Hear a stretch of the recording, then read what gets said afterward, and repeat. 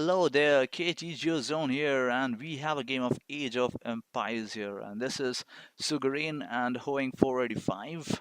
And Sugarin is actually the legendary Arch Coven, and obviously, you guys, if you have watched Age of Empires, you should be knowing who Arch Coven is. He's an amazing player, and he was away from the scene for a few years, quite a lot of years actually, but he came back last year around June or July timeframe, if I'm not wrong, and he's been playing ever since. You can see he's rated 2008 right now, and this is a fairly old game, or possibly this is not a very old game actually. This is probably a very new game. But the reason I'm showing this game is not because of Arch Coven, but it is his opponent Hoang485, and he's an incredible player, and he's doing absolutely incredible stuffs, and is doing things that is completely out of the meta, out of the book. And that's the reason I'm showing you this game. The reason I'm going to show you this game from such an early stage is we're going to take a very careful look at what this guy does. And so far, it's quite meta, but you can see he's sending one extra villager, the fourth villager, to a wood, which obviously means he's going to do a drush, but he's going to do much more than that. He's going to do a lot of new stuff, and we're going to take a look at that. And let's look at the maps of the two players. This is Hoang485. That's his map over there. We'll look at where his goal is. His goal, that's not his primary goal for sure. His primary goal is over here. So that is how it is. Is he pushing deer home? That is a question. Actually, it's not. He's not. So we're going to look at his point of view and look at his fog of war and see how much scouting he has done. That is his scouting actually. He's got his last set of sheep and he's going to send them back home. His stones are forward stones, which is not a very important thing for a Hun player. And he's got one of his boar, which is hunting right now, and he's got one more behind him. So that is pretty good. That's his forage bush, which is not very far away. So that is pretty decent. That's his map. I'm going to go to Arch Coven and find out his map. And it's going to lose his scout over there. Yes, and our special player Hoang485 loses his scout. Ajkumar is bringing his second boar while he is taking food from the first boar. That boar is complete and it takes food from the second boar. So that is absolutely perfect timing. He hasn't lost his skill after all these years. And that's his base over there. He's already collecting food from his forage. We're going to find out where his gold is. I don't see it. Yes, it's over there, which is not a very good location. His map is also not very wallable, but he can still do a walling over here and over here, at least on this side if he wants to, but it is quite wide open over here, and it is open for harassment. That's his secondary goal over there, and his wood line, the second wood line, is also very far away. So that is his map.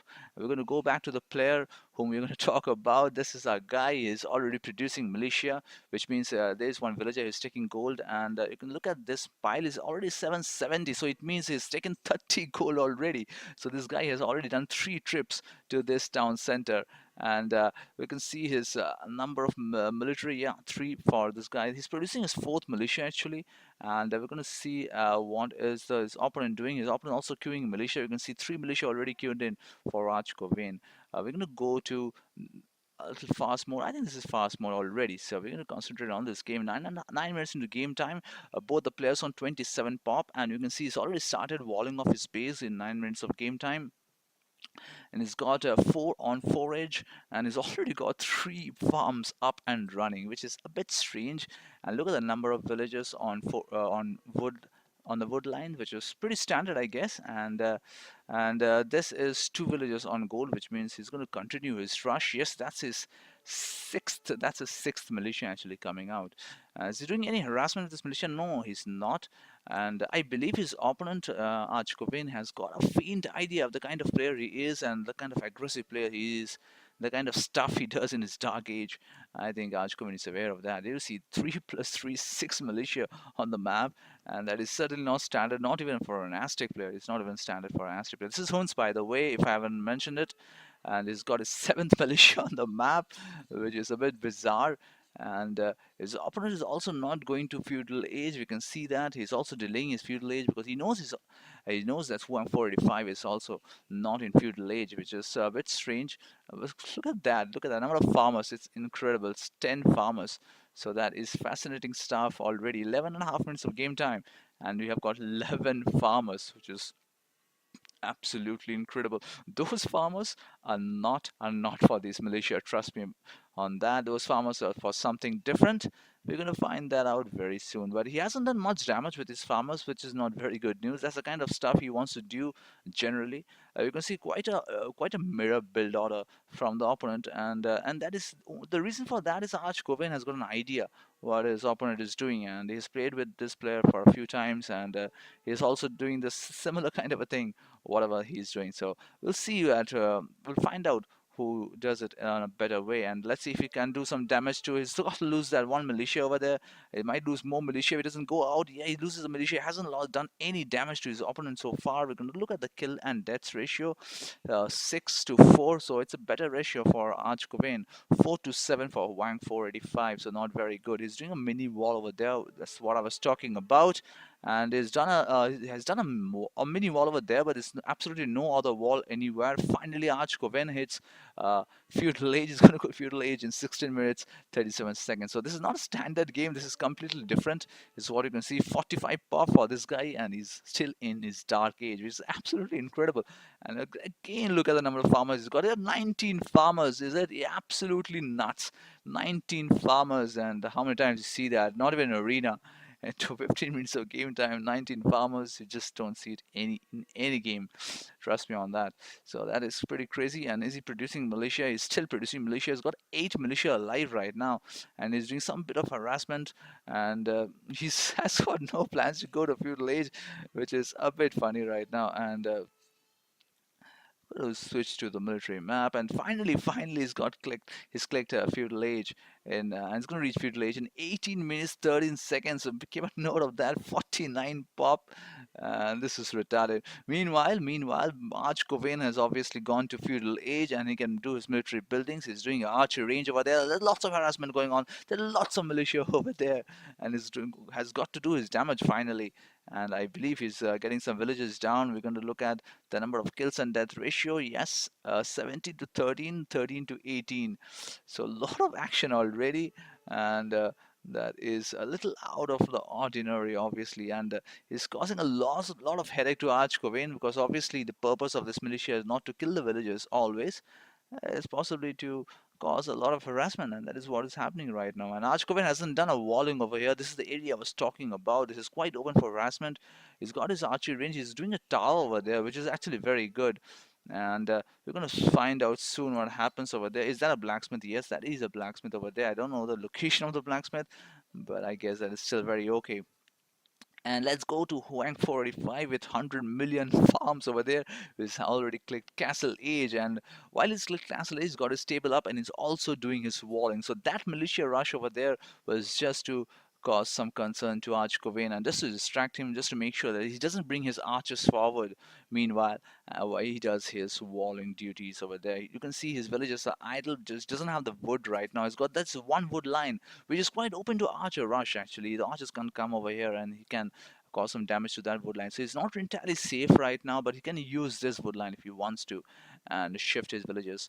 So far so good. He's doing his scale barding armor, and the reason for that is obvious. He's going to get those knights out. Yes, you can look at his food right now. 861 food already while he's doing his castle age research, and a few military forward for Arch Covain. It's not going to do a lot of damage, but if he got his archers forward, that's going to be very healthy. Exactly, that's what is happening right now. And he's got absolutely no military right now. The red player, Hoang485, who's doing his blacksmith. Now he's doing his third stable over there, actually. So confident that he can produce knights. Obviously he can. You can look you can see the number of villages on gold. Absolutely crazy numbers. He's doing his bloodlines also, and he's going to take out his knights right away. That's the first knight coming out. And Arch Covain needs to go to Castle Age. Yes, that's exactly what he's doing right now. Arch Covain, he's made sure all the villages go inside the town center, which is not good news for Hoang485. But he's going to take his knights out, and it's going to cause a lot of damage. And these archers are going to go down very easily. They've got absolutely no armor, so that's not very good news for him. He's going to take that palisade wall down possibly, and go out from that area if he wants to. But now he's going to come all around and cause a lot of damage to these archers. And is he producing knights at will? He's actually producing knights at will right now, and you can see fletching coming in from Arch Covain, which means he's going to stick to he's going to stick to crossbows. But you can see he's done a stone wall. He's stone walled his base, which is incredible. I'm going to find out how much information Hoang485 has. He doesn't have any information of the wall, obviously, but he's going to soon find out about Archkovin's stone wall. So that is not very good news. He's got all his knights forward. He's got his upgrades on the knights. So one attack upgrade. He's already done his forging. I missed that research. He's getting a villager forward to do a siege workshop research, which is fabulous stuff. And it's going to be very difficult for Archkovin to handle this. And though he's gone to his castle age, he's going to do his Botkin arrow, and he's doing his town watch. I really don't know why. He's walled himself, so he doesn't need to do his town watch actually. But why not? Why not? Why not town watch? And that's the siege workshop I was talking about. A lot of knights already, and is he producing more knights? And not really, not really. But he can actually produce. He's got a lot of farmers. I'm sure he wants to put down a few more farmers. I've seen a lot of games of this guy, and he generally walls off his entire base. This is an exception, really. Actually, he hasn't walled off his entire base. But he's got a lot of army forward, and that is bad. That is really bad. The gate was open, and knights can come inside. They can do a lot of damage. They can get all this army down. Actually, they can kill all this army. They can sit below this Townsend if he wants to, but he can still kill all this army. I'm sure he's going to do that. And there you go. Every army has been killed, and he can come to this villages if he wants to and attack. That is exactly what he's doing right now, and that is very good actually. Very good play from Hoang485. He's got a monastery somewhere, is it, for the conversion? I don't see a monastery, so probably no monastery for him, but this is a monastery done by Hoang485. It's giving a lot of monks and to keep these knights healthy and steady. And there you go, the battering rams are coming forward. They're going to get this walls down. Mind you, there are palisade walls over there, no, but no, he stone walled them too. So he's wasted a lot of time and resources in walling off his entire base, Archkovain. So that is not very, very good. 64 pop already for Hoang485. He's going to get that archer range down because these cavalry archers are going to struggle to get this ram sword. He's deleted his wall, so he's going to finish that wall right away. Oh, yeah, there you go. Thank God the knights cannot come in for now, because this archer range is going to go down, and there's going to be a huge gaping hole for the knights to come inside. And he's doing his chain parting armor, so it's going to get very, very difficult for Archkovain.